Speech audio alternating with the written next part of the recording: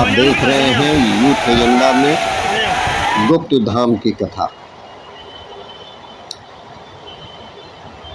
जंगल की सैर और गुफा में स्थित बाबा गुप्तेश्वर नाथ के दर्शन, एक साहसिक एवं सुखद यात्रा। इस यात्रा में पहाड़ का उद्गम,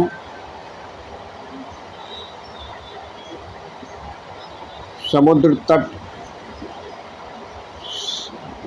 से ऊंचाई, झरना, नदियां, जंगल दिखते हैं। यह यात्रा रोहतास जिले के चिनारी मंदिर गुप्ता धाम की है। और ये देखिए कैमूर पर्वत पर स्थित गुफा गुप्त धाम की प्रसिद्ध गुफा के रूप में स्थित इस क्षेत्र में भगवान शंकर व भस्मासुर से जुड़ी हुई कथा वही धाम की गुफा में छुपे थे। भगवान विष्णु ने भस्मासुर को पार्वती का रूप धारण कराकर अपने सिर पर हाथ रखकर नृत्य करने का प्रस्ताव रखा। देवी पार्वती से विवाह करने के लोभ में भस्मासुर ने जब अपने सिर पर हाथ रखकर नृत्य शुरू किया तो भगवान शिव से मिला वरदान से वह जलकर भस्म हो गया। ऐतिहासिक गुप्तेश्वर नाथ महादेव के गुफा मंदिर को लेकर कई किंवदंतियां हैं। बोरा में इनका कोई पौराणिक आधार नहीं। विंध्य श्रृंखला की कैमूर पहाड़ियों के जंगलों से निकलकर गुप्ता धाम गुफा आज भी रहस्यमयी बना है। गुप्ता धाम जाने के क्रम में कैमूर पर्वत का अद्भुत दृश्य, बाबा धाम की तरह गुप्तेश्वर नाथ यानी गुप्ता धाम आश्रम काफी लोकप्रिय है। यहाँ पर बक्सर से गंगा जल लेकर शिवलिंग पर चढ़ाने की परंपरा है। गुफा में गहरा अंधेरा होता है और इसके अंदर कृत्रिम प्रकाश का आना संभव नहीं। पहाड़ी पर स्थित इस पवित्र गुफा के द्वार पर जाने के बाद सीढ़ियों से नीचे उतरना है। दरवाजे के पास 18 फुट का जंगला और 12 फुट ऊंचा मेहराब नुमा है। सीधी पूर्व दिशा में उदय पर पूर्ण अंधेरा होता है और यहाँ पे पहाड़ों की काफी गुफा में लगभग 363 फीट अंदर जाना बहुत बड़ा है, जिसमें साल भर पानी रहता है, इसीलिए इसे पाताल गंगा कहा जाता है। इसके आगे यह गुफा काफी संकीर्ण हो जाती है। गुफाओं के प्राचीन काल के दुर्लभ शैल चित्र आज भी मौजूद हैं। इसी गुफा के बीच से एक अन्य गुफा शाखा के रूप में खुलती है, जो आगे एक कक्ष का रूप धारण करती है। इसी कमरे को लोग नाच घर या घोड़दौड़ कहते हैं। आस्था का स्थापत्य प्रबंधन नहीं होने के कारण स्थापत्य नाच घर को होने से नहीं रोका जा सकता। यहाँ से पश्चिम जाने पर एक अन्य सक्रिय शाखा दाहिनी ओर जाती है। इसके आगे का भाग तुलसी चौरा कहा जाता है। गुजरना है। गुप्ता धाम गुफा, इस स्थल से एक और गुफा थोड़ी दूर दक्षिण पश्चिम की ओर चली है। इसमें गुप्तेश्वर महादेव नामक शिवलिंग है। गुफा में अवस्थित शिवलिंग वास्तव में प्राकृतिक शिवलिंग है। शिवलिंग पर गुफाओं की छत से बराबर पानी टपकता रहता है। इस पानी को अविनाशी प्रसाद के रूप में ग्रहण करते हैं। वह गुप्ता धाम से दक्षिण में सीता कुंड है, जिसका जल बराबर ठंडा रहता है। यहाँ नहाने का अद्भुत आनंद। कुछ लोग विश्राम इस स्थान पर सावन माह के अलावा सरस्वती पूजा और त्योहारों पर कर चुके हैं। बड़ा मेला लगता है। सावन में एक महीने तक बिहार, झारखंड, उत्तर प्रदेश, मध्य प्रदेश, छत्तीसगढ़ और नेपाल से हजारों युवक यहाँ जलाभिषेक करते हैं। पहाड़ की चोटियों के साथ गुप्ता धाम गुफा, बक्सर से गंगा जल लेकर गुप्ता धाम पहुँचने वाले भक्तों का तांता लगा रहता है। लोग हैं, स्मारक लोग हैं जो कि यहाँ पे आ रहे हैं और कुछ लोग आराम कर रहे हैं। देवकी नंदन खत्री के अब सुबह भी हो चुकी है। उपन्यासों के अनुरूप चंद्रकांत पहाड़ से नीचे उतरना पड़ रहा है। पर्वत श्रृंखला की जिन तिलस्म गुफाओं का रहस्य किया है, जीवंत गुफाओं में गुप्ता की यह रहस्यमयी गुफा है। वहाँ कुछ मकान और कमरे बने हुए हैं, लेकिन ज़्यादातर खंडहर हो गए। रोहतास के इतिहासकार डॉक्टर श्याम सुंदर तिवारी का कहना है कि पाताल गंगा के पास की दीवार पर स्थित है। ब्रह्मा के ग्रंथ के नाम से जानते हैं। इस गुफा से कई रहस्य खुले हैं। उन्होंने कहा कि केंद्र सरकार को पुरातत्ववेताओं और भाषा के अनुयायियों की मदद से अवशेष अपाठ्यराही की इस लिपि को पढ़ना चाहिए, ताकि इस गुफा के रहस्य पर पड़ा है।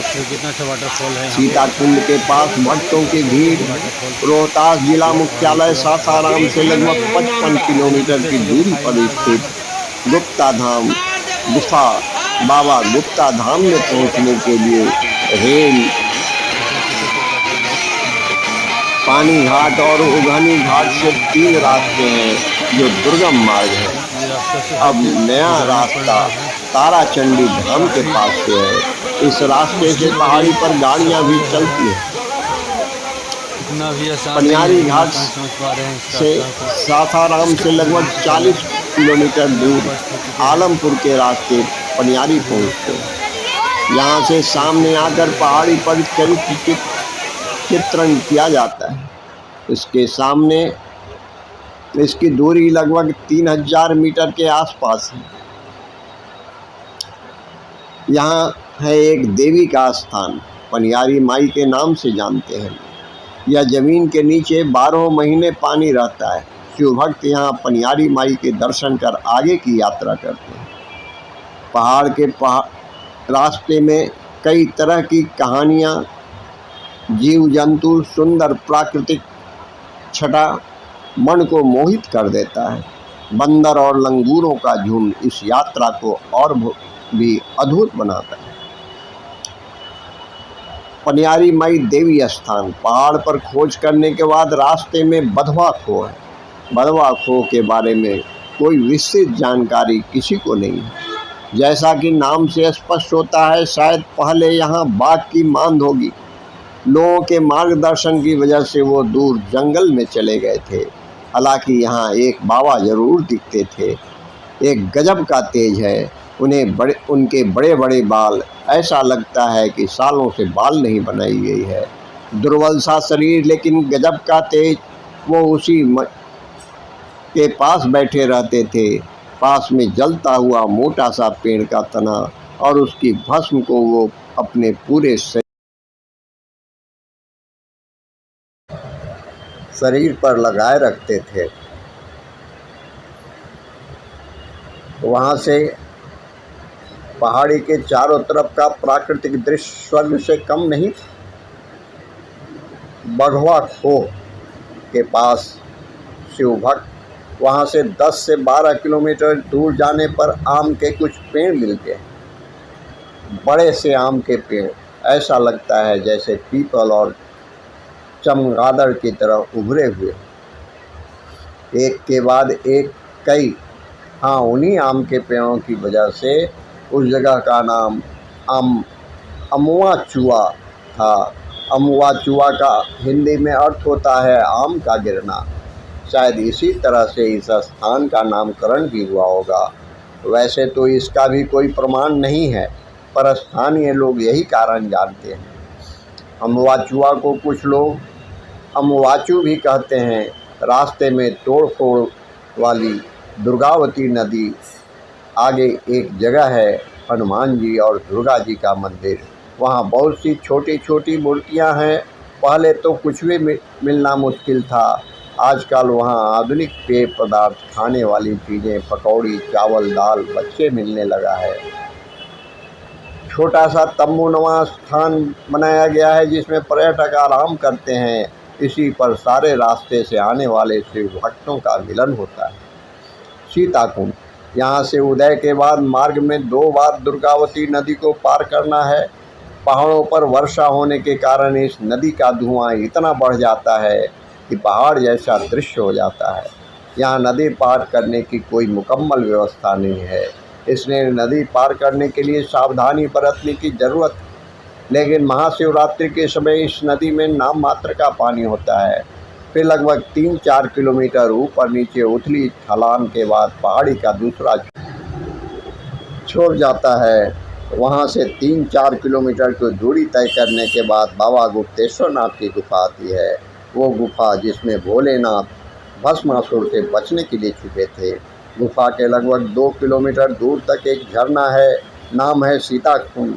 कहते हैं कि वहाँ का पानी इतना शीतल है कि कुछ लोग इसे शीतल कुंड भी कहते हैं। शिव भक्त यहीं से स्नान के बाद वहाँ से जल लेके गुफा में बाबा का दर्शन करते हैं।